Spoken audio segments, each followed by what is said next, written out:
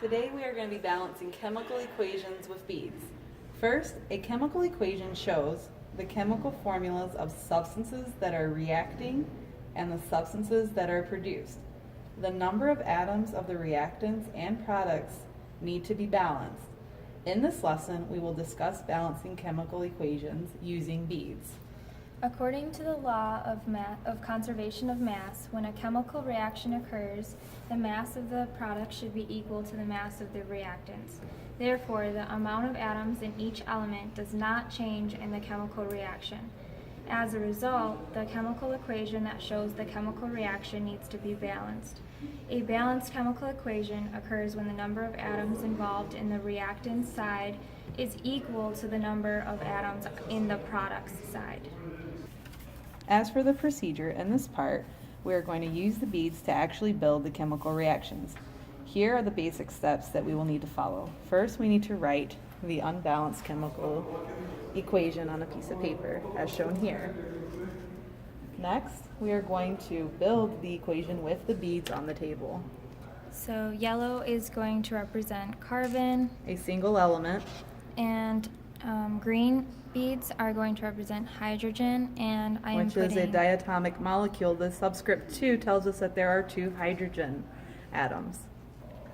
and then again for the other side of the equation, C is again for yellow, so carbon is going to be yellow, and hydrogen is going to be green. Now CH4 is a compound that is known as methane or carbon tetrahydride because there are 4 hydrogen atoms and 1 carbon. So right now it's not balanced because I have 4 hydrogen on one side of the equation, Which is the product side on this side here, and on the other side of the arrow, these are the reactants. Okay. So I have to add 2. So now this step, we need to add beads as necessary until both sides of the chemical equation is balanced. So I'm adding another Molecule. which is Of hydrogen. 2 of the hydrogen. So this big number 2 represents the coefficient, telling us that there are 2 hydrogen molecules as represented by the green beads. And now I can see that my equation is balanced because I have 1 carbon and 4 hydrogen, and I have 1 carbon and 4 hydrogen on the other side of the equation. Yep, this is the complete step to balancing a chemical equation for this synthesis reaction. Now let's look at a more complex sample, repeating the same procedure. So first, 1 second. let's look at another equation. In this case, we have our unbalanced equation, and we need to put the beads that represent each chemical element or compound. So I will use the yellow beads for hydrogen, green for nitrogen, and purple for oxygen. Right. So here you have the diatomic molecule hydrogen. Here we have a compound called nitrogen monoxide. So these two would be together as one because it's one compound. Okay. Here we have another diatomic molecule called nitrogen. And here our universal solvent H2O, commonly known as water. Okay, so the first thing I notice here is that I need another nitrogen on this side, and I need 2 of them, so I need to put a 2 in front of this compound, right? Okay, so then I need to add And anytime you another add compound. Oops. a coefficient, it's not just to the one element. The coefficient happens to both elements in the compound. So I added it as a compound Yeah. group above.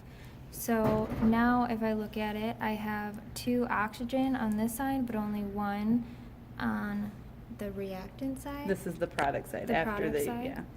So I need to add a 2 here. And I need to add another full compound. So And that what did would we say be this compound is? H2O is commonly known as water. water. Correct. and one more purple. So now I have 2 of the water compounds, and I have 2 of these. So now I have 4 hydrogen, but only 2 on this side. So I need to add another 2 here, and I need to add 2 group. So now if you look at it, I have 4 hydrogen and 4 hydrogen, 2 nitrogen, and 2 oxygen, and 2 oxygen. So now And now I have both sides are balanced. balanced. The reactants match what are on the product side. For our last example, we have a more complex single replacement reaction. Okay. So here we have one element plus one compound combined together to produce a new compound and a different element. Okay, so I'm going to use, this is calcium. Mhm. I'm going to use yellow for calcium. I'm actually going to do both sides this time. And then for aluminum, I'm going to use green. It's aluminum, right? Mhm. Okay. And then for Chlorine. chlorine, I'm going to use purple. So I'm actually going to put these together because it's a compound. Correct, right? yep. Okay. And I need 2 chlorine on this side. This is a compound too. As well, yep. Okay. So now, Before we balance, a little bit about this reaction, and when we learn in another video about types of reactions, this particular one, the calcium is replacing the aluminum to make calcium chloride, and then the aluminum is left on the other side by itself. okay. So the calcium acts as a replacement when they are mixed together in the reaction. But let's focus on the balancing portion. Okay. So if I start with calcium, right now I'm even. Okay. Aluminum I'm even. Okay. But for chlorine, I need to get balanced. So in order to balance this full equation, I have to add something to each compound. So if Right, and you've noticed you have to add it to each compound because you can't just add in between a compound. It has to happen to the whole thing. You can't break up a compound. You can't add little subscripts. You can only add the big numbers in the front. Since this has 2 and this has 3, I have to add a 2 here in order to make these even, because the 3 for chlorine will give me 6, and the 2 for chlorine will give me 6, which will have them even. Right. But now I have to add 2 aluminum and 3 calcium as well. Right. Okay, so let me do that. So I'm going to add one more compound of. Correct, and it's one more compound. Notice we are not just adding one element. And then here. So now I you to have add 2 on the reactant side of aluminum chloride. Ah, don't roll away.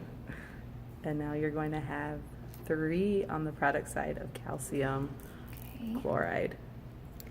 So now when I look at this, I need more calcium. And by So looking here at the yellow beads, I have 1, 2, 3. So I need to have I need to have 3 for calcium, and I need to add 2 more calcium. Yep. Okay. So now my aluminum is off, so I need to add a 2 here in order to have 2 aluminum. So I need to add, green is aluminum, so I need to add 1 more here. And now if I look at it, I have 3 calcium, 2 aluminum, 2 aluminum. Go ahead. So I have 2 aluminum on each side, and then I have 6 calcium and 6 calcium. And now our chemical equation is balanced. So this was balancing with beads. I hope this was a helpful visual aid for those of you that need to see the numbers on both sides than trying to learn balancing with just coefficients. Okay, thank you.